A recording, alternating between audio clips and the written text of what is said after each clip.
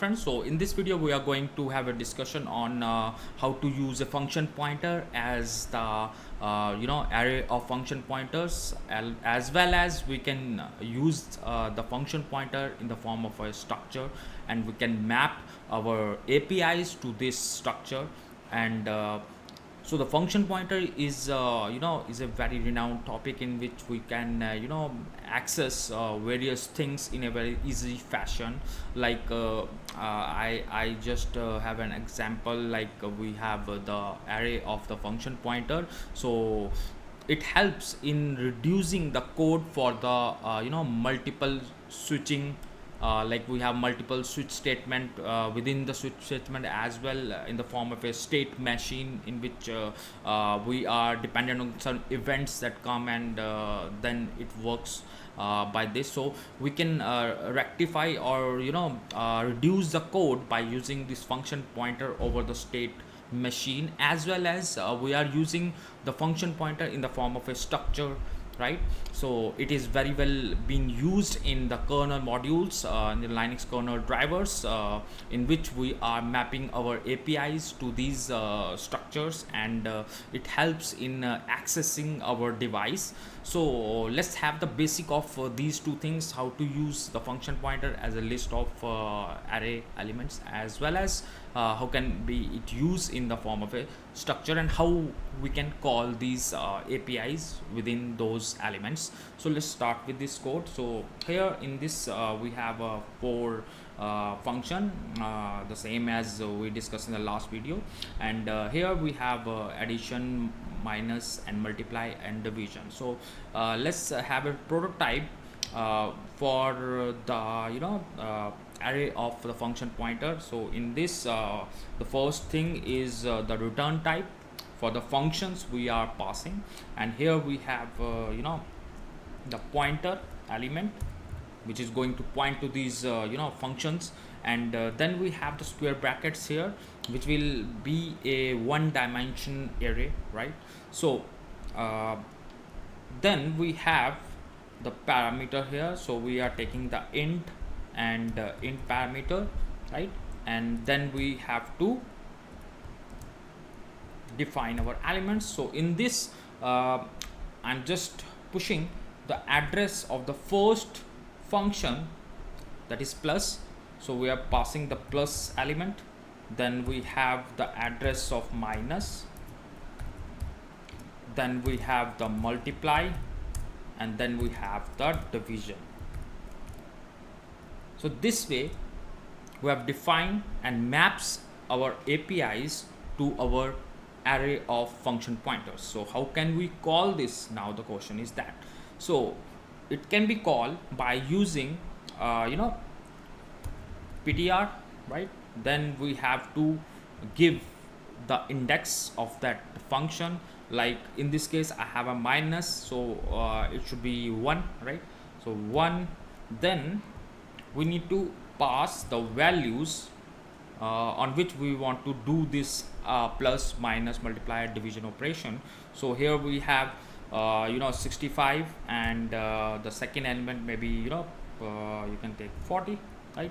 And we need to print this thing also. So let's take print f, and we have values as output is equal to percentage d, right? Then we have comma, and then we have to close this bracket. Let's save it. And what I have done here, I'm calling the minus function pointer and getting the output. So let's compile it once, and let's, so you see here you get the value of minus. So the same way, if we have to do the division of this, so we have to put 3 here, and we can take maybe 64 and 2, and let's save it. And when we compile it again and then print it, you will get 32 as a value. So this way you can reduce the number of switch statement. Like we have the multiple events and depending on the events we need to call some function. So that way we can reduce the code. So we can have a 2D array also, so we need to have the double here, and then we need to pass the number of functions or the values that is linked to that. So this way we can use is as a array of the function pointer. So there is one more type that I have seen in my career is these function pointers heavily used as a callback in the kernel modules. So let's take that example also to see the basic of that. So let's define one structure. So I have one structure like struct operation, then we have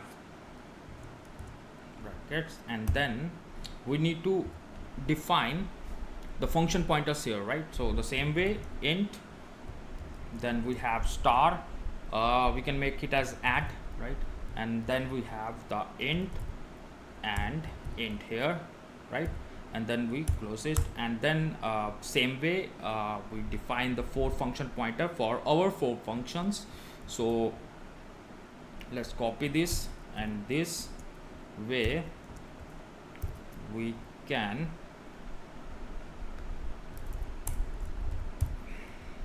subtract, then we have multiply, and then we have division, right? So we need to map our 4 APIs to these structure element. So let's see how we can call these elements. So we'll have struct, then we have what is name operation, then we have operation, oh sorry, operation, right? And then like I say oper, right? And then I need to map. So how can we map it? So let's have the first mapping.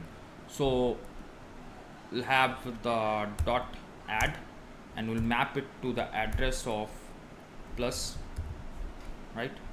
Then comma, then we have dot subtract, then we map it with our minus, and then we have dot multiply, map it with multiply,